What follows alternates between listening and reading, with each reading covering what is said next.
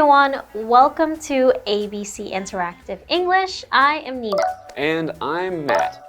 And today we're going to look at part 3 of our story, Goldilocks and the Three Bears. Yes, so what happened in the beginning was Goldilocks was walking through the forest and she found a house and no one was inside. That's right, no one was inside when she knocked, so she just went in.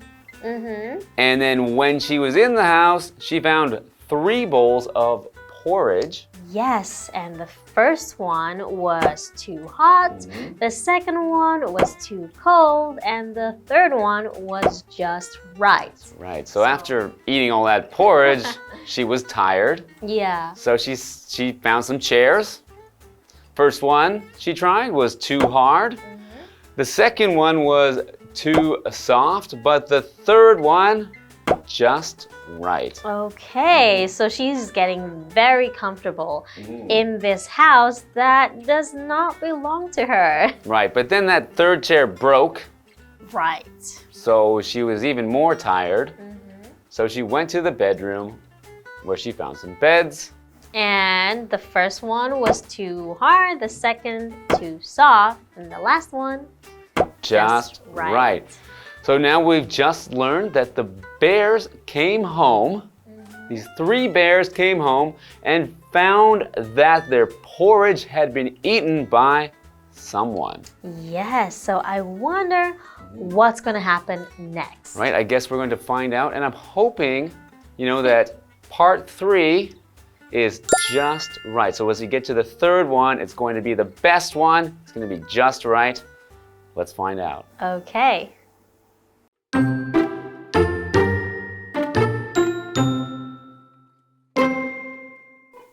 The bears saw their chairs. Papa Bear said, "Someone sat in my chair." Mama Bear said, "Someone sat in my chair." Baby Bear said, "Someone sat in my chair and broke it." The bears decided to look in the bedroom. There, Papa Bear said, "Someone slept in my bed." Mama Bear said, "Someone slept in my bed."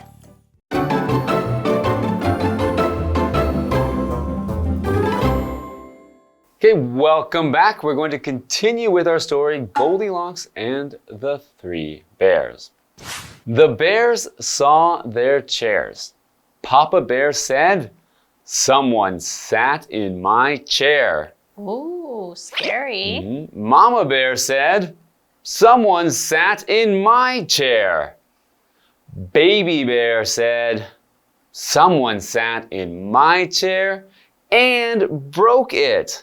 It seems Goldilocks really likes what the baby bear has. Yeah, so she ate the baby bear's porridge and she broke the baby bear's chair. So baby bear must be pretty upset at this point. Yeah, okay, let's find out what happened. But first, it said she sat in the chair. So you might think a chair is something that you would sit on, which you can actually also say in most cases, but in a case where a chair has a back, and if it has armrests, you'd usually say to sit in the chair because you are in the chair, it's around you. So in this case, I would imagine that these chairs have arms when I think about it in my head, because she's sitting in the chairs. That would make sense. So continuing, the bears decided to look in the bedroom. Okay, so they're like, my food has been eaten, my chair has been sat on and broken. So what's in the room? I guess they need to look in other parts of the house to see, there's clearly someone has been in their house, and now they need to find if that person is still in their house. Yeah, so they decided to check. So to decide means to choose between different options or make up your mind about something. So for example, it's time to decide what to have for dinner, pizza or pasta. Pizza. Pasta. Oh, okay. There, Papa Bear said, Someone slept in my bed. Mama Bear said, someone slept in my bed. Ooh, I wonder if Goldilocks is still in the third bed. Yeah, well, that'd be pretty scary if she's got 3 angry bears looking at her and she's still sleeping in the third bed. As we saw with sit in, we also sleep in a bed. Yeah, I think usually that's the case because you are under the blanket. So when you're sleeping in the bed. But if you sit, you usually sit on the bed. If you have a bed, you sit on the bed. Yeah. You're not really in bed or in the bed until you've gotten under the comforter so you're cozy. Exactly. So she's actually messed up their bed. Someone has slept in the bed. Okay. So I guess we'll find out if she's maybe still there when we get into it after the break. See you then.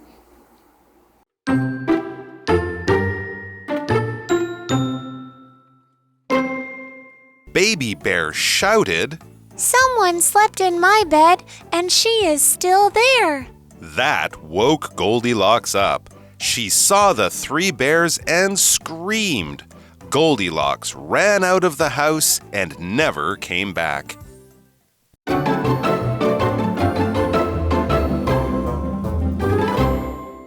Okay, welcome back everyone. So before the break, we learned that 3 bears came home and they found out about the missing porridge in the bowl and that their chairs had been sat on, and now the mama bear and the papa bear found out that someone slept in their bed. Yes, so what happens next? Let's find out. Baby Bear shouted, someone slept in my bed, and she is still there. So Goldilocks is in the baby bear's bed and they are watching her. That is so scary. That is kind of scary that she's just there and she doesn't know that they're there and she's in their house. Anyway, Baby Bear has just shouted. You know, to shout meaning to say something in a very loud voice. Yeah. So, for example, the angry teacher shouted at the students. I'm the angry teacher sometimes. You shout at the students? When I'm angry and the students are being too naughty, sometimes I need to shout, to be very loud, to let them know that I'm a serious teacher. Okay, so Goldilocks was still sleeping in the bed. So still means that something is happening or continuing now without any changes. So Matt is still a great teacher. Yeah. For example, the baby is still sleeping. We need to be quiet so we don't wake her up. Okay, so still, yes, so continuing to do whatever you were doing before. Yeah. So, continuing with the story, that woke Goldilocks up. So that meaning the baby bear shouting. Baby bear shouting, she's still sleeping in my bed. Yeah. She saw the 3 bears and screamed. Okay. So that woke her up, woke Goldilocks up. So woke is the past tense of wake. Yes. And to wake somebody up means to cause them to stop sleeping. So someone is sleeping, you can wake them up. You can wake somebody up, you can also wake up somebody. So in this case, it's where you can move the subject to in between the 2 words or to after up, as long as it's not a pronoun. Okay. So that woke Goldilocks up. The scream. So they screamed, or she screamed. When you scream, it means you make a loud and high sound because you are scared, excited, or upset. So earlier I mentioned shout. So scream is different from shout in that it's high-pitched usually. It's very loud, very hurts your ears sometimes that it's so high. Do you ever scream? If I see a spider or cockroach. Oh, really? Yeah. Don't worry, I will help you take care of it. So another example would be, the children screamed with joy when they saw the fireworks. It was a beautiful display. So scream can also be something that comes from joy. Yes, right? That's right. I mean, I think when you hear the word itself, scream, it's usually connected to being scared or afraid of something, because I even know they had a scary movie which was called Scream, and you knew from that title that it meant it was scary. Yeah. But yes, people can also scream when they are happy. Yes. So Goldilocks ran out of the house and never came back. So yeah, she was scared, and she probably realized that it wasn't a good idea to do what she did. I hope she realized that. But yeah, it says she never came back. So never is an adverb, which means not ever. Or not, in this case, not again. So because we're saying she never came back, so from that point forward, she did not do this thing again. She did not ever go back. She will never go back. So, for example, I will never go back to that restaurant because I got sick after eating their food. Oh, yeah, that's probably a good idea. So what do you think we can learn from this story, Goldilocks and the Three Bears? I think you can learn from this story based on how you took my coffee last time. Oh, well, Yeah. I think what Goldilocks learned and what maybe you can learn is that you should never settle for the first thing. You can always keep trying things until you find the one that is just right for you, even if it's in a bear's house. But in the end, she got scared off by the bears. So I think what you can learn from this story is that you should not use or touch or take other people's things without asking them first. But what if that was just the first house in the forest and she's going to try 2 more until she finds the house that is just right? Well, I guess we will never know. Right? Maybe there's a sequel, a part 2. Yeah, Anyway. I think I was right on the moral of the story. All right. Well, anyway, I think this story was just right. I hope you found our part 3 telling of the story to be just right, and we'll see you next time. All right, goodbye. Bye.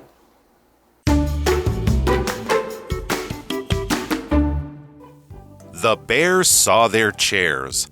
Papa Bear said, "Someone sat in my chair." Mama Bear said, Someone sat in my chair. Baby Bear said, Someone sat in my chair and broke it. The bears decided to look in the bedroom. There, Papa Bear said, "Someone slept in my bed." Mama Bear said, Someone slept in my bed. Baby Bear shouted. Someone slept in my bed and she is still there. That woke Goldilocks up. She saw the 3 bears and screamed. Goldilocks ran out of the house and never came back.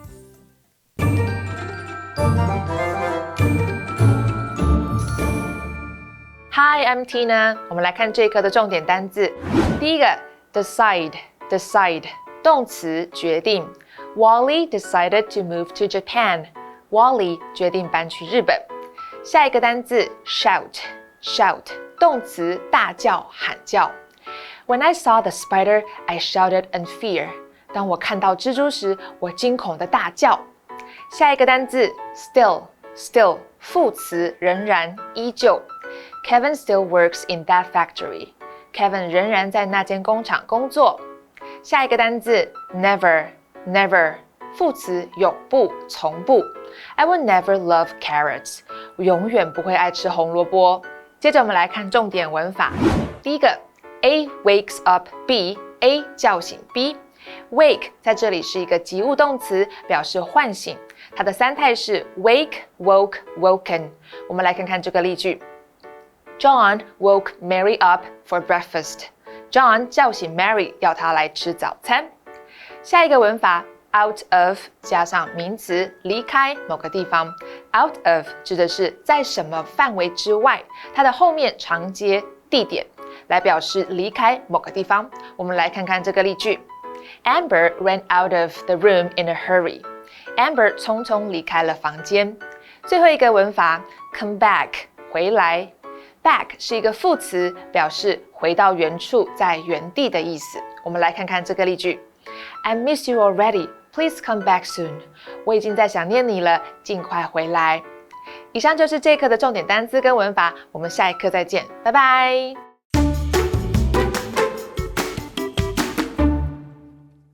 Sea buffaloes? I know what a buffalo is, but what is a sea buffalo? And what does it have to do with cultivating oysters?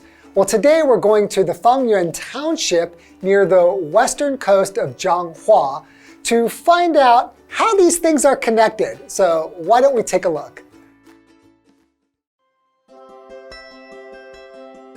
The township of Fangyuan is located near the western coast of Zhanghua. It is famous for its oyster culture. Locals used to farm oysters with the help of buffaloes, making Fangyuan known for its sea buffalo culture. Today, buffaloes have mostly been replaced by trucks. However, tourists can still enjoy riding to the intertidal zones on the buffalo-drawn carts and try their hands at oyster picking. Fangyuan is also a popular spot for ecotourism. Its intertidal zones are darker than a typical beach because mud from the rivers mixes with the ocean sand. This effect creates a unique black sand landscape. The zones are also rich in organic materials. This means it's easy for animals to find food, so many animal species thrive. A number of creatures including fish, shrimp, shellfish, and crabs can be found. Visitors who go on oyster picking tours can explore the vast landscape along with the local wildlife. Fangyuan Township is an excellent destination to learn about local culture while witnessing the beauty of a thriving ecosystem. So they're not actually sea buffaloes. They're just buffaloes that are by the sea helping humans cultivate oysters. And there's all types of seafood there that is being used by humans and not only humans, but all of the other wildlife in this very fragile and abundant ecosystem. So I hope you enjoyed today's lesson and we'll see you next time.